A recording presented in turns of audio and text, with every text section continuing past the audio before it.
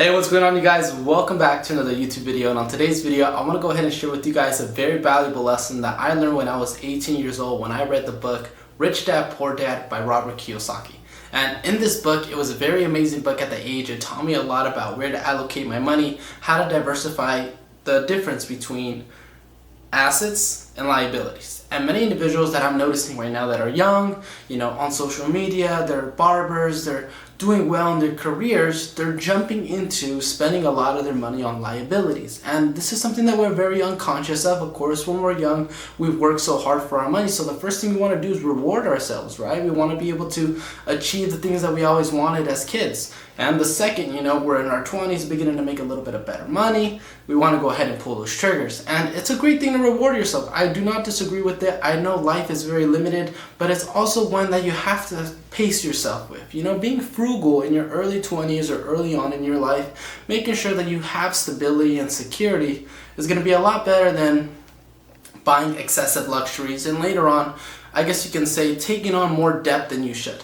So today I'm going to go ahead and share with you guys a very important lesson around the difference between an asset and a liability, and I'm going to give you guys a key example of how these differ and how you guys can start buying assets versus liabilities. So let's start with, what is an asset? An asset is something that you go ahead and buy, but it will actually make you money. It goes up in value. Form of assets that many of you guys may be familiar with might be real estate, stocks, crypto. You have, well, of course, let's be more specific here. Like the real cryptos, the ones that are really established, not the meme coins that many young individuals are going out there and buying and losing all their money on. Buy the credible ones, right? They're a little bit more expensive, but they're good ways to keep your money safe and potentially grow them in the long term. And then you also have knowledge, skill sets, education. These don't really make you that much money in terms of an investment, but they make you more valuable. And that's very important because that's your goal. While you're young, do everything to acquire assets that, yes, make you money, build your money, and create security, but also make you valuable. Human capital is going to be one of the most important factors you guys want to go ahead and start developing. Human capital is what makes you valuable, what makes you different than the rest that people are willing to pay you. See, a barber is going to get paid more than an average individual because they don't know how to cut hair, but a barber does. So the barber gets rewarded the money or the job because of his human capital. Similar to a mechanic. A mechanic's going to get rewarded much more than the barber because the barber doesn't know how to install an engine or fix your coolant leak. The mechanic does. So that's human capital. Everyone goes into different journeys, exploring different forms of human capital. Some become mechanics, some become nurses, some become barbers, some become tattoo artists, some become so many different career paths that make them valuable. So make sure to invest in yourself. That's really the key takeaway from this video. I want you to start understanding the importance of treating yourself and the things you use your money with as an investment. So when you go ahead and get your first dollars or maybe your first 10, 20 grand, instead of jumping to go finance something or go into extreme amounts of credit debt, be responsible and begin to invest in yourself. So now, what is a liability? So many individuals run into this trap while they're young. A liability is something that does not go up in value but actually costs you money. So instead of you going and buying it and making money or securing your income to maybe stay at a certain rate or grow, actually when you buy it, it begins to decrease and lose value. Examples of this could be like a piece of clothing. The second you go buy that fancier brand, your favorite designer, whatever it may be, you go and buy that piece of clothing, it's immediately worth less because when you go to sell it, no one's going to really want to pay you that much. Or a car. Many people go when they're young. I've seen so many individuals. I'm a car enthusiast myself. When we had the change from the C7 Corvette, if you guys know about it, it's one of my favorite cars, to now the C8 Corvette, so many individuals went and bought that C8 Corvette for $100,000 MSRP. Now, 6 years later, that car is only worth $65,000, $70,000. It's lost over 30% of its value, and that's because it was a depreciating asset, and not even including the maintenance, the oil changes, the tires, the whatever you may come across in cost of that vehicle. It's just making it worse. So those are some examples. I'm not going to include student debt because credit card debt and personal debt it's a whole different story. If you're going to use your credit cards to go buy things that you genuinely can't afford, or things that, you know, are going to be setting you back because they're just a luxury that you don't need and it's a want, that's a huge problem. But student loans, it is considered a liability, but it's also one that can fall in the middle space of an investment. And I want you guys to be aware of this, because many individuals go jump into loans, but student loans more specifically, but I want you guys to be aware that when you are jumping into a student loan, if you have a change of heart, if you decide somewhere in that journey, I don't want to do this anymore and I want to go to another career, you must be committed. You have to see it through. Once you bite the bullet, you gotta go all the way in. I've heard countless stories of my buddies growing up. You know, one of my great friends, we're gonna say his name is Bob, went to UCR and was studying to become an accountant. Later on, he heard that all his buddies or people in the program were becoming engineers. Starting pay was $120,000. Threw the whole accountant away, went to go become an engineer. Accumulated an extra $70,000 in student debt. Wow, he was already 3 years into accounting. And that's what you guys have to see. This is something where you take that step into student debt and you must commit. You have to go ahead and stay on that path despite how rough it may get. You have to see it through until you begin to get the capital back from the investment, so then you could pay off those loans and then later on make a transition into a different career. So that's the heads up that I want to give you guys. But now that you guys understand the difference between a liability and an asset, let me go ahead and give you guys an example that I see many young men do. So many individuals, especially if you're young, you're going to want to buy a nice car. You know, a car is always a good representation of us. It's an image. It's something that people see when we arrive on the scene, when people, you know, notice us. We like to promote it on social media. Hey, look at our brand new car, our nice truck, right? So many guys in the blue collar industry work their asses off to go get the brand new GMC Denali, the go high road Chevrolet Silverado, you know, the F250, F350, big monstrous trucks, 6-figure trucks, right? Other guys, they go into the sports car, you know, the 2020 C8 Corvette, right there, sitting at $100,000. Some people go buy the brand new M3, M4, $100,000, and they go put themselves in these car debts, right? It's a huge mistake, but so many of us make it. But I'm here to give you guys a heads up on not to do it, and I'm going to show you guys exactly why. So the example that I'm going to use today is the C8 Corvette.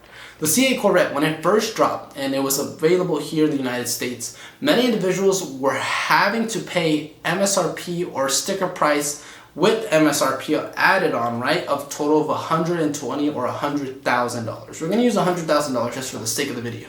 So with the $100,000 invested, I want you guys to take a look at closely what it was that you could have done potentially with this income. So if you were to go and look at, and I like this example because it's something that I did myself.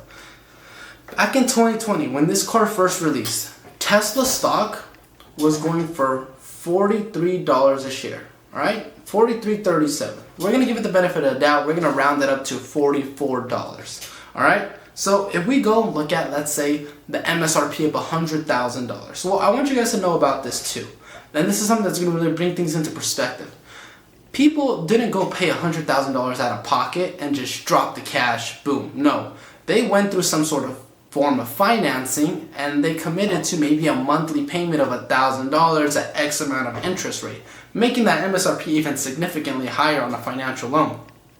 But what I want you guys to notice here is that they didn't go and pay $100,000 out of pocket. They set it out in payments. And the difference here is that many people think that investing is like putting up $100,000 up front.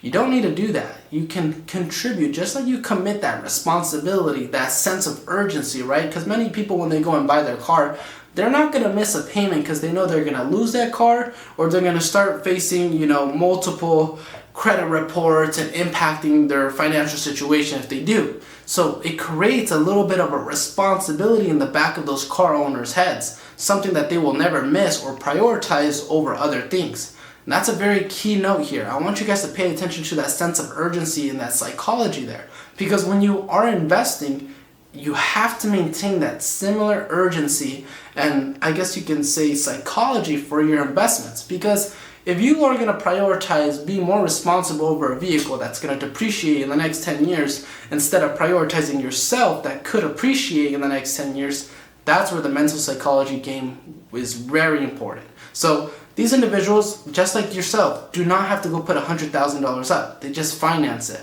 Well, despite them not having the money, they have $1,000 a month, but they go and choose to put it towards a car that depreciates. If you were to go and make that change and decide to put that, hey, you don't need financing to start investing. No one needs to give you a loan of $100,000 to start investing and then you go pay $1,000 a month. No, you can just commit to yourself. A lot of those individuals have that money to go pay for that car. Instead of paying for that car, let me show you guys what it could have done if you would have invested that into Tesla stock. Now, of course, this case is fixed to the $100,000 lump sum to what it could potentially be in the future, and it kind of disqualifies it a little bit just to kind of, bring it into perspective here. But I want you guys to just see what this total amount could have been if invested. So if we had $100,000, right, divided by $44 a share, correct? You're going to go ahead and come out with 2,272 shares of Tesla stock back in 2020. Now, we're going to go ahead and round that up to 273.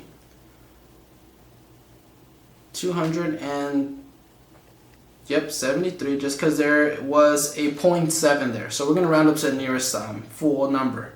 227, okay, 2273, right?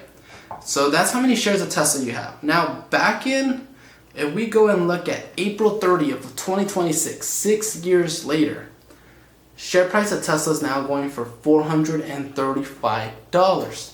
All right, let's go ahead and do the math here, right? We're going to go ahead and round it up to 435 flat. $100,000 in 2020, just 6 years later. And I want you guys to pay attention to the time frame here. This is only 6 years later. The time that people go and start college to finish college, a type from someone going to first grade to sixth grade. Some people just go ahead and have already lived 6 years. Seems like an eternity, but it flies by. And I want you guys to be conscious of this. Turned into a lump sum of $988.7 thousand. You're telling me if you invested $100,000 in Tesla stock 6 years ago, you'd be a millionaire borderline today? That's the difference. That's the key takeaway right there. And that's what happens when you buy assets versus liabilities. And of course, we can play fair game here. We can say, wow, Tesla stock, who knew if it was going to go up? Who knew if it was going to be something big today? All stocks are kind of a risk. And I agree.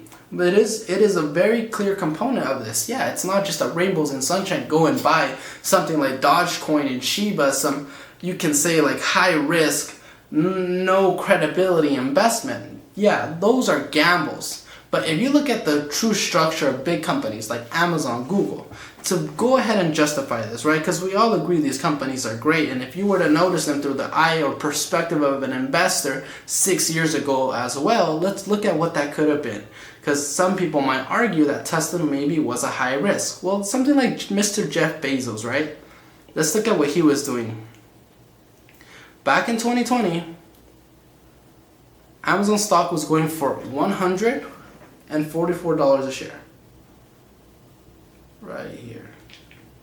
Actually, $94 a share. So a little bit higher than Tesla. Alright? Going for, I guess, $96 a share. I caught it in the middle. Alright? That is February 28th of 2020. Now, if we were to take $100,000, pay attention to this right here, divided by $96 a share, 1,041 shares, correct? So 1,041 shares times today's current share price of 270. So not going to be as much as Tesla, but the key component here is that it depreciated in value. $281,000 later. So you would have made almost 3 times your money in 6 years. And that's what happens when you purchase assets. Your money grows. It doesn't depreciate. If you guys were to go look at the value of that CA Corvette that we initially used for this example, what they are going for right now. Let's go ahead and show you. Look at that thing. Wow, that is actually really bad. Even worse. A 2021 all black beautiful vehicle going for $54,000. It lost over half of its value while both of the assets I showed you either tripled, doubled or 9x your money.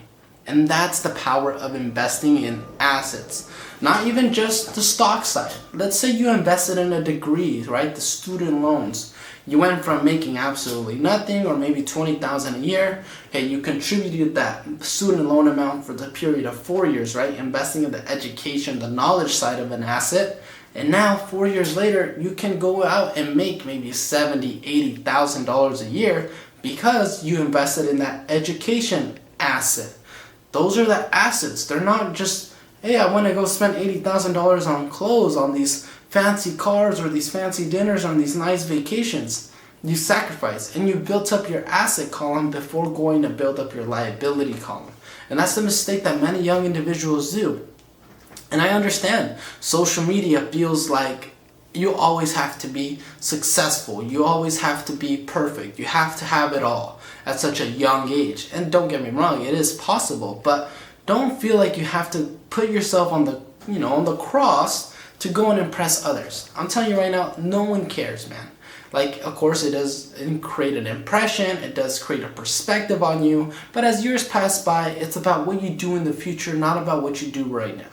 So I want you guys to be very aware of that when you proceed on your journey and you decide what it is you really want to dedicate your time or commit to certain depths in your life. Because I'm telling you, it shapes your future, it shapes your spending and money habits, and in 5 years, 6 years, you will see the difference in the individuals that went and bought assets and the people that bought liabilities. And this is something that school doesn't teach us, but I really do believe in this lesson, and I believe that everyone should know it because it does change a little bit of how you perceive certain investments or uses of your money. So I highly recommend you guys give it some thought. If you guys haven't already, read the book Rich Dad Poor Dad by Robert Kiyosaki. It's an amazing novel. It helps a lot when developing and understanding money or psychology around money. And I hope all of you guys, enjoyed this video and have a wonderful day. Thank you all for watching. Jerry Trades from SoCal Trading Group, over and out.